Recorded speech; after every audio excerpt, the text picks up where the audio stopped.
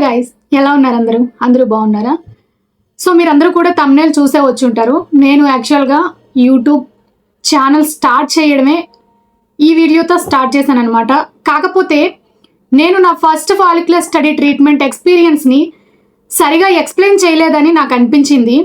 నేను ఫస్ట్ చేసిన వీడియో అంటే 1 year బ్యాక్ చేసిన వీడియో నేను సరిగా ఎక్స్ప్లెయిన్ చేయలేదని నాకు అనిపించింది. సో నేను దాన్ని రిపీట్ చేస్తున్నాను అనమాట. ప్రాపర్గా క్లియర్గా ఎక్స్ప్లెయిన్ చేయాలనుకుంటున్నాను ఈ వీడియోలో. అండ్ దాంట్లో నేను చాలా విషయాలు మిస్ అయ్యాను చెప్పడం. ప్రాపర్గా నేను కన్వే చేయలేకపోయాను అని నాకు అనిపించింది. సో గాయస్, వీడియోలోకి వెళ్ళే ముందు ఒక చిన్న రిక్వెస్ట్ అనుకోండి. 80% సబ్స్క్రైబ్ చేయకుండానే చూస్తున్నారు మన వీడియోస్. ప్లీజ్ ఎవరైనా ఈ వీడియోని ఫస్ట్ టైం కనుక చూస్తున్నట్లయితే సబ్స్క్రైబ్ చేసుకొని సపోర్ట్ చేయండి. అండ్ అలాగే వీడియోని కంప్లీట్గా చూస్తూ లైక్ చేయండి. సో వీడియోని అయితే స్టార్ట్ చేసేద్దాం. యాక్చువల్గా నాకు మ్యారేజ్ అయిన కొత్తలో పీసీఓడి అంటే ఏంటి, ఇర్రెగ్యులర్ పీరియడ్స్ అసలు ఎందుకు వస్తాయి, ఫాలిక్యులర్ స్టడీ ఎందుకు చేస్తారు, ఇలాంటివి పెద్దగా బేసిక్గా నాకు తెలియదు. సో దట్టు నాకు మ్యారేజ్ అయ్యి 1 year కూడా కంప్లీట్ అవ్వకుండానే నేను హాస్పిటల్కి అయితే వెళ్ళడం జరిగింది. ఇక్కడ మీకు ఒక డౌట్ రావచ్చు, 1 year కూడా కంప్లీట్ కాలేదు కదా, ఇంకా న్యాచురల్గా ట్రై చేసేది ఉండే, కొంచెం టైం తీసుకొని వెళ్లాల్సింది అని. ప్రెసెంట్ సిచ్యువేషన్లో ప్రతి ఒక్క అమ్మాయి ఫేస్ చేస్తున్న common problem PCOD, irregular periods, పెళ్ళైన తర్వాత ఇన్ఫర్టిలిటీ చాలా వరకు ఫేస్ చేస్తున్నారు. సో అలాగే నాకు కూడా ఇర్రెగ్యులర్ పీరియడ్స్ ఉండేవి. మ్యారేజ్ అయిన ప్రతి ఒక్క అమ్మాయికి 1 year అయినా పిల్లలు పుట్టకపోతే ఇంట్లో నుండి ప్రెజర్ ఉంటుంది, అలాగే బయట రిలేటివ్స్ దగ్గర నుండి కూడా ప్రెజర్ ఉంటుంది. అది ఎలా ఉంటుందంటే కొంతమంది డైరెక్ట్గా చెప్తూ ఉంటారు, ఇంకొంతమంది ఇండైరెక్ట్గా ఏదో ఒకటి అంటూ ఉంటారు.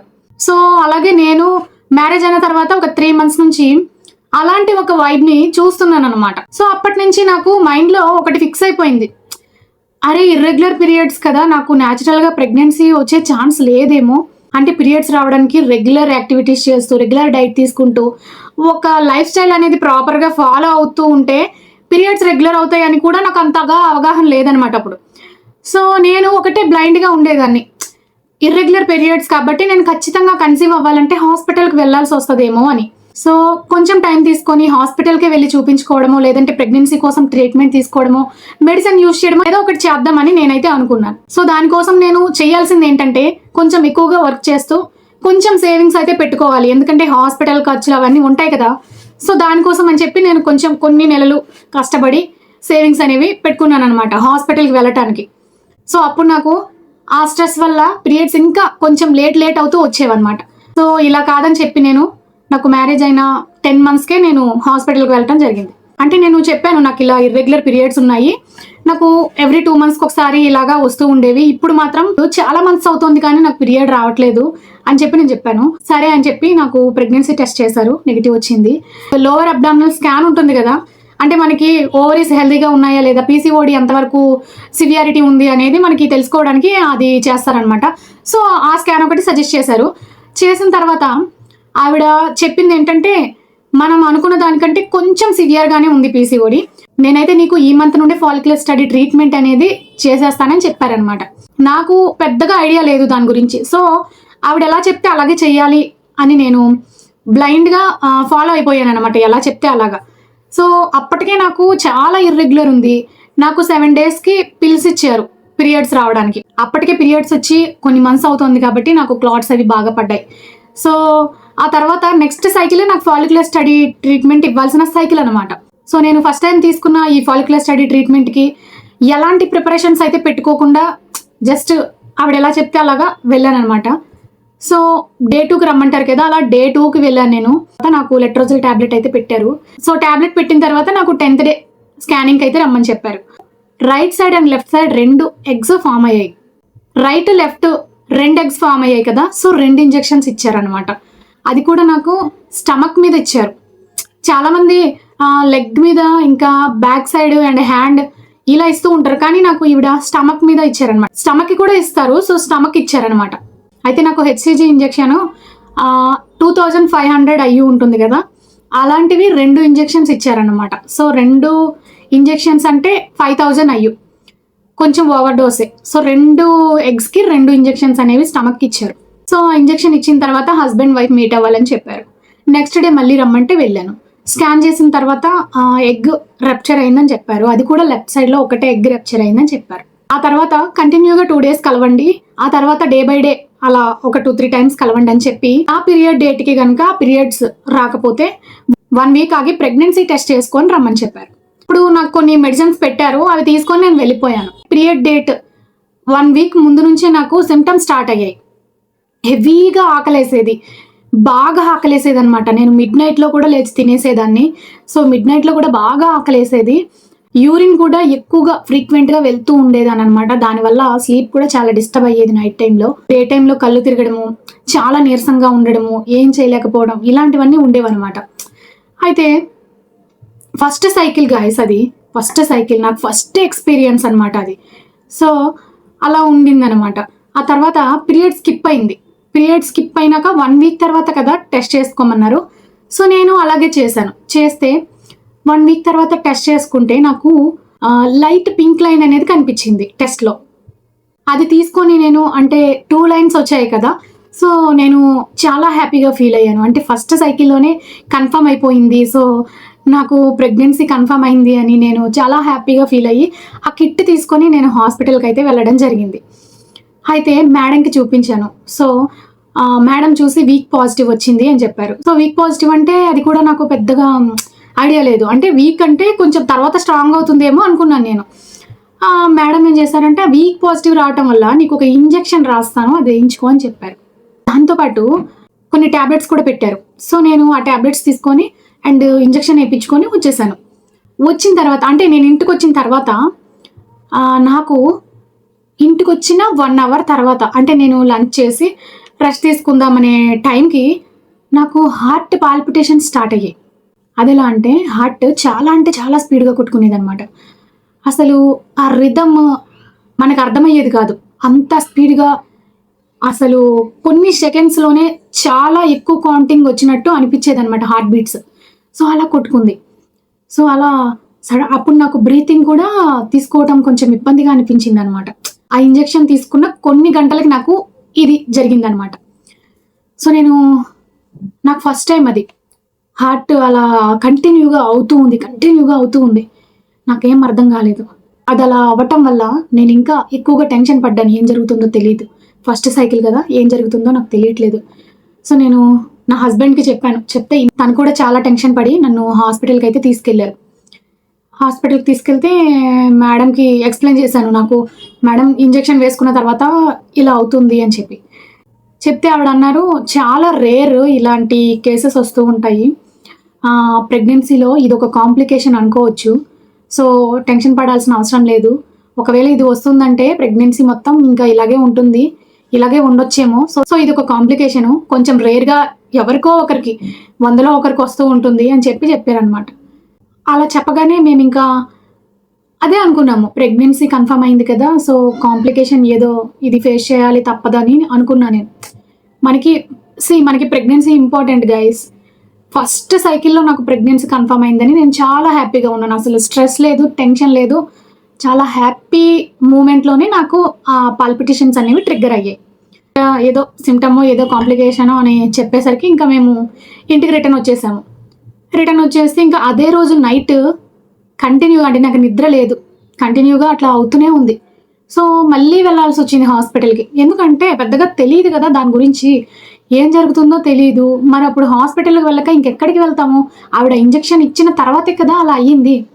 సో వీక్ పాజిటివ్ వచ్చిందని ఇంజెక్షన్ ఇచ్చిందనమాట. సో ఇంకా చేసేది ఏమీ లేక మళ్ళీ నైట్ హాస్పిటల్కి వెళ్ళాం. నేను ఇంకా అలాగే కొన్ని రోజులు భరిస్తూ ఉన్నాను. ప్రెగ్నెన్సీ ఇంపార్టెంట్ కదా, సో కాంప్లికేషన్ని భరించాలి అని ఒక థాట్తో భరిస్తూ ఉన్నాను అనమాట. సడన్గా 2 months కంప్లీట్ అయిపోయిన తర్వాత నాకు జస్ట్ లైట్గా స్పాటింగ్ అయ్యిందనమాట. ఆ స్పాటింగ్ చూసి నేను ఇంకొంచెం టెన్షన్ పడ్డాను. అంటే అనిపిస్తుంది కదా, సో ఇదేమైనా మిస్క్యారేజ్కి దారితీస్తుందా అని చెప్పి నేను మళ్ళీ ఇమీడియట్గా స్పాటింగ్ అవుతుందని ఇమీడియట్గా హాస్పిటల్కి వెళ్ళడం జరిగింది. వెళ్ళిన తర్వాత స్పాటింగ్ అవుతుంది అని చెప్పాను. అప్పటికే నాకు పాల్పిటేషన్స్ కూడా వస్తూ ఉన్నాయన్నమాట. నేను కొంచెం ప్యానిక్ అవుతున్నానేమో అని వాళ్ళు అనుకున్నారు.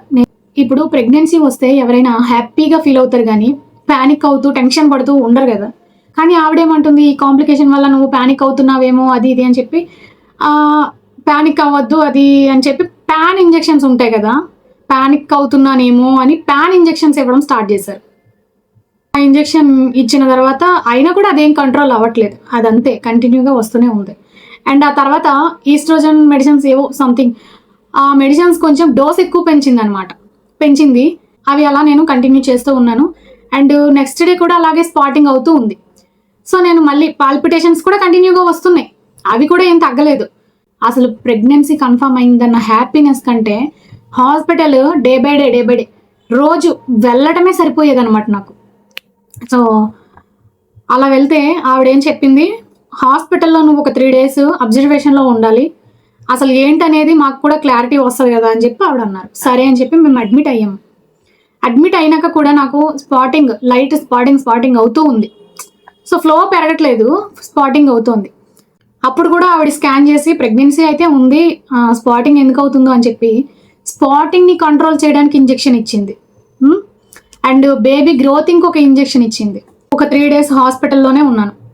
ప్యాన్ ఇంజెక్షన్స్ మార్నింగ్ నైట్ అలా ఇవ్వడం చేశారనమాట.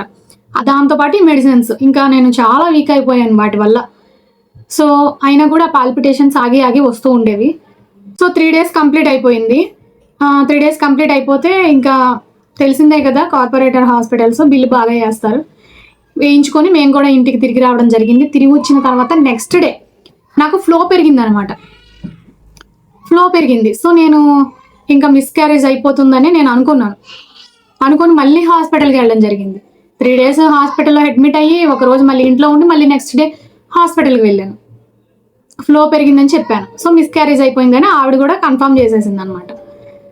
సో ఆవిడ ఏం చెప్పిందంటే, బ్లీడింగ్ తగ్గినాక కంప్లీట్గా బ్లీడింగ్ తగ్గిపోయాక రా అని చెప్పింది అనమాట. నాకైతే అప్పుడు మినిమం ఒక 8 days అలా అయిపోయింది బ్లీడింగ్. నాకు బాగా పెద్ద పెద్ద క్లాట్స్ పడడము, మిస్క్యారేజ్ అంటే ఎలా ఉంటుందో తెలిసిందే కదా. సో మిస్క్యారేజ్ జరిగిన తర్వాత బ్లీడింగ్ కంప్లీట్ అయిపోయిన తర్వాత, కంప్లీట్గా బ్లీడింగ్ ఆగిపోయిన తర్వాత మేడం అయితే హాస్పిటల్కి రమ్మని చెప్పింది. వెళ్ళాను నేను. స్కాన్లో చెక్ చేస్తారు కదా ఏమన్నా పార్టికల్స్ ఉంటాయేమో అని చెప్పి నేను ఇంకా మళ్ళీ నెక్స్ట్ సైకిల్ ఇస్తానని కూడా అడగలేదు. ఎందుకంటే నాకు వచ్చే పాల్పిటేషన్స్ మిస్క్యారేజ్ అయిపోయిన తర్వాత కూడా నాకు తగ్గట్లేదు, అవి కంటిన్యూగా వస్తూనే ఉన్నాయి గాయస్. ఈ కాంప్లికేషన్ నేను పెట్టుకొని ఇంకా నెక్స్ట్ సైకిల్ నేను ఎలా తీసుకుంటాను? ఇంజెక్షన్ వేసినప్పటి నుంచే వస్తున్నాయి మేడం, ఇంకా కంట్రోల్ అవ్వట్లేదు అంటే, అవుతాయి మిస్క్యారేజ్ అయిపోయింది కదా, అయిపోతాయిలే, ఒక 10 days ఒక 1 month అట్లా సెట్ అయిపోతాయి అని చెప్పింది. ఆవిడని ట్రస్ట్ చేసి పోనీలే కాంప్లికేషన్ కదా, ఎలాగో మిస్క్యారేజ్ అయిపోయింది కాబట్టి దాంతో వచ్చిన ప్రాబ్లం దాంతోనే పోతుందని చెప్పి నేను కామ్గా అయిపోయి వచ్చేసాను అనమాట. వచ్చేసిన తర్వాత అలాగే ఒక 1 month వెయిట్ చేశాను, తగ్గట్లేదు. 1 month తర్వాత మళ్ళీ హాస్పిటల్కి వెళ్ళాను. మళ్ళీ హాస్పిటల్కి వెళ్తే ఆవిడ ఏమన్నారంటే, ఇది నీకు హార్ట్ ప్రాబ్లం అయ్యి ఉండొచ్చు, ఇది ఖచ్చితంగా గైనిక్ ప్రాబ్లం అయితే కాదు, నేను ఇంజెక్షన్ ఇవ్వటం వల్ల నీకు హార్ట్ ప్రాబ్లం ఉండటం వల్ల అది ట్రిగ్గర్ అయ్యిందేమో, సో హార్ట్కి నువ్వు చెకప్లు చేయించుకోవాలి, కార్డియాక్ని కలవాలని చెప్పింది. ఒకలాంటి డౌట్ పెట్టేసింది కదా. సో నేను కూడా ఇంకా భయపడి టెన్షన్ పడి ఇలాంటి ప్రాబ్లం నాకు రావడం ఏంటి అని నేను చాలా అప్సెట్ అయిపోయి, నాతో పాటు నా హస్బెండ్ కూడా పేషెంట్ అయిపోయాడు అనమాట. అయితే ఇంకా మేము కార్డియాక్ని కలిసాము గైస్. కలిసాక ఆయన ఫస్ట్ ఈసీజీ చేశారు. ఈసీజీ చేసిన తర్వాత ఇంకా చాలా టెస్ట్లు సజెస్ట్ చేశారనమాట. 1 కాదు 2 కాదు, హార్ట్కి ఎన్ని టెస్ట్లు అయితే ఉంటాయో అన్ని టెస్ట్లు సజెస్ట్ చేశారు. చేపించుకున్నాము, ఎందుకంటే హార్ట్ కదా. ఆవిడేమో ఒక డౌట్ పెట్టేసింది, ఇది కాంప్లికేషన్ కాదు. ఫస్ట్ ఏమో కాంప్లికేషన్ అని చెప్పింది. ప్రెగ్నెన్సీలో చెయ్యని టెస్ట్ అంటూ లేదు, ప్రతి టెస్ట్ చేయించాము. అది కూడా అదే హాస్పిటల్లో కార్డియాక్ని వాళ్ళే పిలిపించి మాట్లాడిపించి ఇంకా టెస్ట్లన్నీ చేయించుకున్నాం అనమాట. సో అన్ని రిపోర్ట్స్ నార్మలే ఉన్నాయి కదా. సో నేను మళ్ళీ ఆవిడని కలవడానికి వెళ్ళాను. వెళ్తే అక్కడ లోపలికి కూడా రానివ్వట్లేదు నన్ను. సిస్టర్స్ ఉంటారు కదా, వాళ్ళు బయటకు వచ్చి, ఆల్రెడీ మీకు మేడం చెప్పారు కదా ఇది గైనిక్ ప్రాబ్లం కాదు, గైనిక్ ప్రాబ్లం అయితేనే మేడం చూస్తారు, వార్నింగ్ ఇచ్చేస్తున్నారు. అంటే అరే ఇప్పుడు టెస్టులు చేయించుకున్నాము, అవన్నీ నార్మల్ ఉన్నాయి, కనీసం అదైనా చెప్పాలి కదా. నేను ఆవిడ హార్ట్ ప్రాబ్లం ఏమో అని చెప్పింది, నేను వెళ్ళి ఆవిడకి చెప్పాలా లేదా? హార్ట్కి టెస్ట్లు అన్నీ జరిగాయి, అన్నీ నార్మల్ వచ్చాయని చెప్పాలా లేదా ఆవిడకి? అసలు లోపలికి వెళ్ళనివ్వట్లేదు. ఏంటి నాకు అర్థం కావట్లేదు అసలు. 2-3 సార్లు నేను ట్రై చేశాను వెళ్ళడానికి, నేను మాట్లాడడానికి ట్రై చేశాను. అయితే ఈ సిస్టర్సే మధ్యలో వచ్చేసి ఇంకా ఆవిడ చెప్పేదేమో ఈ పేషెంట్ వస్తే రానివ్వద్దు అని చెప్పి, సో వాళ్ళు వచ్చి ఒకసారి చెప్తే అర్థం కదా, రూడ్గా బిహేవ్ చేసేవాళ్ళు అనమాట. నన్ను వెళ్ళనిచ్చేవాళ్ళు కాదు లోపలికి. సో ఇంకా నేను ఎవరికి చెప్పాలి? ఆవిడే కదా నాకు ట్రీట్మెంట్ చేసింది, ఆవిడే కదా గైనకాలజిస్ట్. ఆవిడ ఒక ఇంజెక్షన్ ఇచ్చిన తర్వాత స్టార్ట్ అయిన ఈ కాంప్లికేషను హార్ట్ ప్రాబ్లం అని చెప్తే హార్ట్ టెస్టులు చేయించుకున్నా, అన్ని నార్మల్ వస్తే కనీసం ఇన్ఫార్మ్ చేయడానికి నాకు అసలు ఛాన్సే ఇవ్వట్లేదు తెలుసా.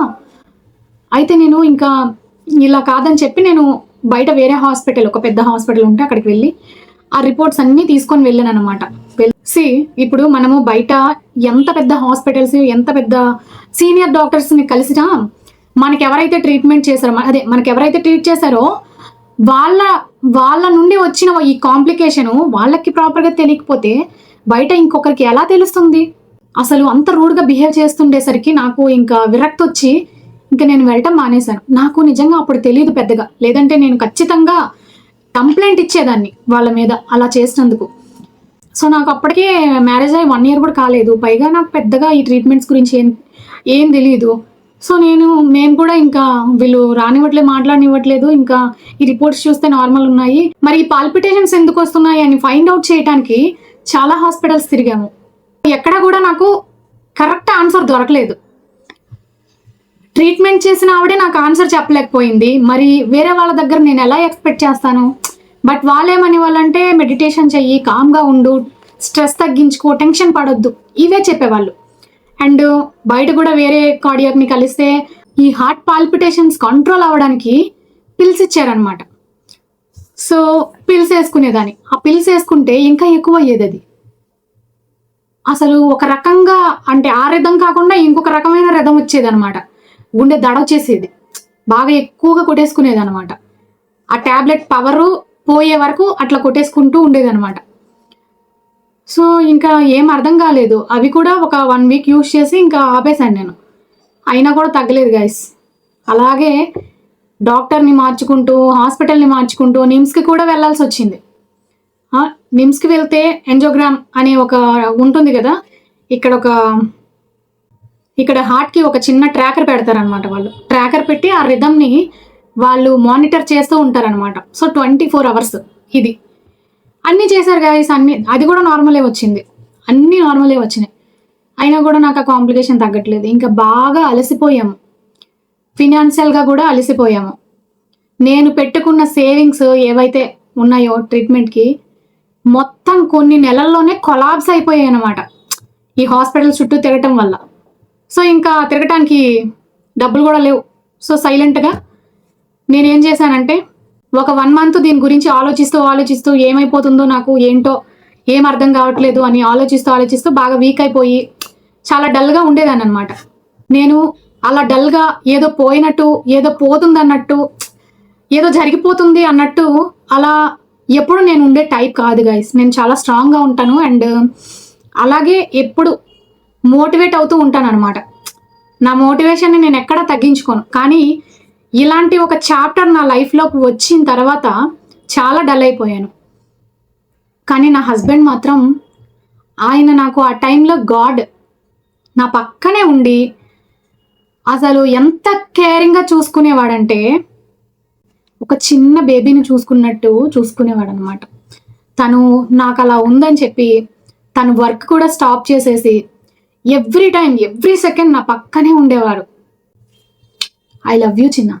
ఆ టైంలో తను నాకు చాలా ఎమోషనల్ సపోర్ట్ ఇచ్చాడనమాట. నాకు చాలా ధైర్యం చెప్పేవాడు. ఆ టైంలో, ఆ సిచ్యువేషన్లో నా పక్కన ఉన్నది తను, మా అమ్మ, అంతే. ఆ తర్వాత నాకే అనిపించింది ఓన్గా, ఇలా కాదు, ఇలా ఉంటే అసలు వర్కౌట్ అవ్వదు, ఏదైతే అది అయ్యింది, నేనైతే ఇలా ఉండను, నేను ఇలా ఉండకూడదు అని ఫిక్స్ అయ్యాను అనమాట. నాకు నేనే ధైర్యం చెప్పుకుంటూ, నాకు నేనే మోటివేట్ చేసుకుంటూ నేను కొన్ని బుక్స్ చదవడం స్టార్ట్ చేశాను. సో అప్పట్లో మనకి కుకు FM ఫ్రీగా వచ్చేది కదా, ఐ మీన్ ఫ్రీ అంటే 199కే మనకి సబ్స్క్రిప్షన్ ఉండేది. సో ఇప్పుడంటే 1500 పెట్టేశారు గాయస్. అసలు బుక్స్ వినడం అంటే చాలా ఇష్టం అనమాట. సో అంటే నాకు ఆ సిచ్యువేషన్తో ఈ క్వాలిటీ వచ్చింది అనమాట, అంతకుముందు లేదు. సో నేను ఎప్పుడైతే ఈ సిచ్యువేషన్, ఈ బ్యాడ్ చాప్టర్ ఉంది కదా, ఇది ఎప్పుడైతే నేను ఫేస్ చేస్తూ ఉన్నానో ఆ టైంలో నాకు బుక్స్ చదవాలని, వినాలని అనిపిస్తూ ఉండేది అనమాట. కుకు FMలో బెస్ట్ బుక్ సెర్చ్ చేస్తూ ఉండగా నాకు నా లైఫ్ని టర్న్ చేసే, నా మైండ్ సెట్ని మార్చే ఒక బుక్ దొరికింది గైస్. పక్కన పెడతాను చూడండి, the power of sub conscious mind guys. ఈ బుక్ చెప్పాలంటే ఒక వండర్ చేసింది. నేను మీ అందరికీ ఈ బుక్ని సజెస్ట్ చేస్తాను. ఈ ప్రతి ఒక్క అమ్మాయి, నేను వీక్గా ఉన్నాను, నేను మోటివేట్ అవ్వట్లేదు, లేదంటే నేను చాలా డల్ ఉంటున్నాను, లేదంటే నేనేం చేయలేకపోతున్నాను అని అనుకునే ప్రతి ఒక్క అమ్మాయి the power of sub conscious mind ఈ బుక్ని ఖచ్చితంగా చదవాలి. నేను కుకు ఎఫ్ఎంలో ఇది ఎవ్రీ చాప్టర్ వింటూ వచ్చేదాన్ని అనమాట.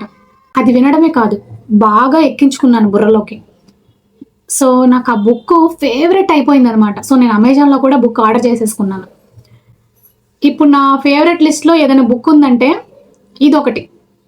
చదివిన తర్వాత నా మైండ్ సెట్ ఎలా చేంజ్ అయింది అనేది ఈరోజు ఇంత కాన్ఫిడెంట్గా నేను మీ ముందుకు వచ్చి మాట్లాడగలుగుతున్నానంటే దానికి ఒక రీజన్, అది కూడా ఆ బుక్ కూడా ఒక రీజనే. సో ఆ బుక్ మాత్రమే కాదు, ఆ బుక్లో ఉన్న మ్యాటర్ని నేను అర్థం చేసుకొని దాన్ని నేను అడాప్ట్ చేసుకోవటం వల్ల నేను చాలా కొన్ని మంత్స్లోనే ఆ పాల్పిటేషన్స్ నుండి బయటపడగలిగాను అనమాట. మీకు ఒకవేళ ఆ బుక్ కావాలనుకుంటే నేను లింక్ ఇస్తాను, డిస్క్రిప్షన్లో లింక్ ఇస్తాను, ఒకసారి చెక్అవుట్ చేయండి.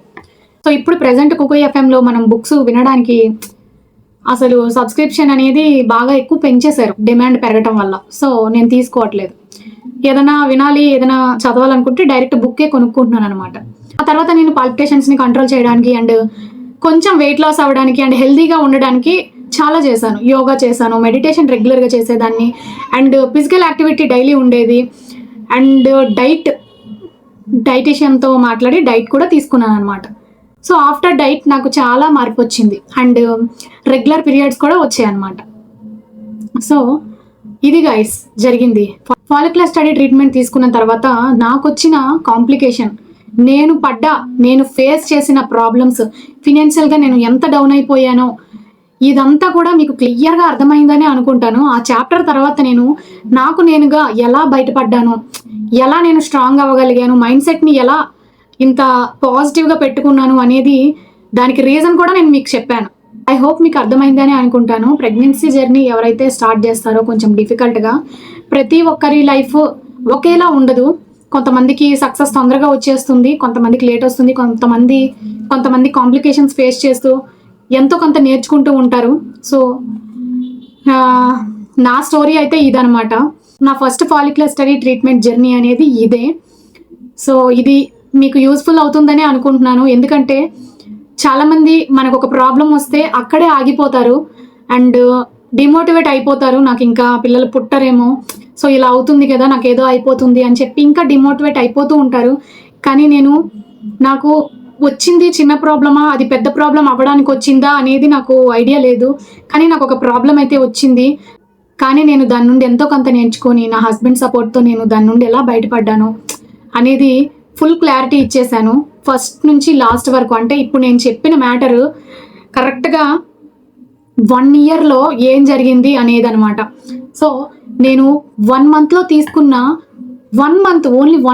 తీసుకున్న ఓన్లీ ఒక సైకిల్ ఫాలిక్యులర్ స్టడీ ట్రీట్మెంట్ నా ఎంత టైంని తినేసింది అనేది మీకు ఒక క్లారిటీ ఇవ్వాలనుకున్నాను.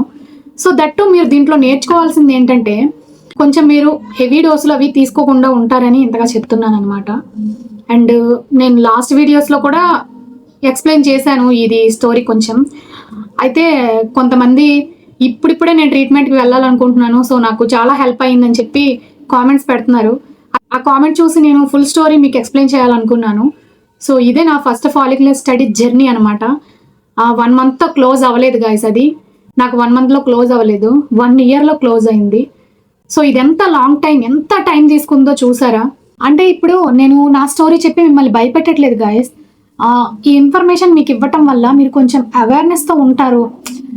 ఎవరైతే ఫస్ట్ టైం ట్రీట్మెంట్స్కి వెళ్తారో వాళ్ళు కొంచెం హెవీ డోస్లు అవి తీసుకోకుండా ఉంటారు అని అయితే నేను ఎక్స్ప్లెయిన్ చేస్తున్నాను. సో అందరూ ఒకేలా ఉండరు కదా, కొంతమంది కొంచెం బాగా సెన్సిటివ్గా ఉండే వాళ్ళు కూడా ఉంటారు. అలాంటి వాళ్ళు ఇంకా కొంచెం ఎక్కువ టైం పట్టొచ్చు వాళ్ళకి కోలుకోవడానికి ఇలాంటివి జరిగితే. సో అందరికీ ఇలా జరుగుతుందని నేను చెప్పట్లేదు, కొంచెం రేర్ పర్సనాలిటీస్కే జరుగుతుంది, అందులో నేను ఒకదాన్ని అనమాట. సో ఇంతే గైస్, ఈ వీడియో మీకు హెల్ప్ఫుల్ అనిపిస్తే ప్లీజ్ లైక్ చేయండి అండ్ మీ సర్కిల్లో కనుక ఎవరైనా ఫాలిక్యులర్ స్టడీ ట్రీట్మెంట్కి వెళ్ళాలనుకుంటే, లేదంటే ఇర్రెగ్యులర్ పీరియడ్స్తో ఉన్న, ఇన్ఫర్టిలిటీతో ఉన్న, ఈ వీడియోలో ఉన్న ఇన్ఫర్మేషన్ యూజ్ అవుతుంది అనుకుంటే వాళ్ళకి షేర్ చేయండి. అండ్ ఇప్పటి వరకు చెప్పిన దాంట్లో ఏదైనా డౌట్ ఉంటే నాకు కామెంట్ సెక్షన్లో కామెంట్ చేయండి, తప్పకుండా రిప్లై ఇస్తాను. అండ్ ఏదైనా టాపిక్ మీద మీకు వీడియో కావాలంటే సజెస్ట్ చేయండి, నేను చేస్తాను. సో ఇదే గైస్, కంప్లీట్గా ఈ వీడియోని చూసినందుకు థ్యాంక్ యూ సో మచ్.